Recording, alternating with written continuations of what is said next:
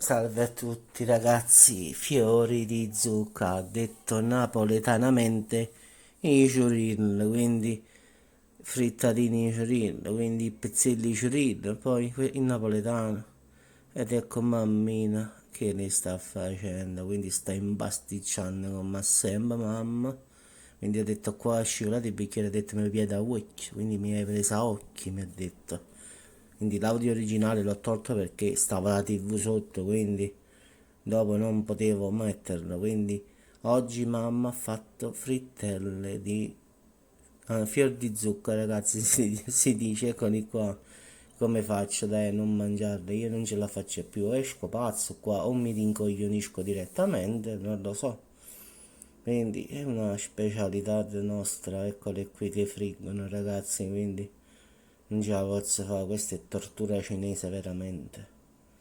Vabbè, vi saluto, se no mi disturbo la giornata. Ciao.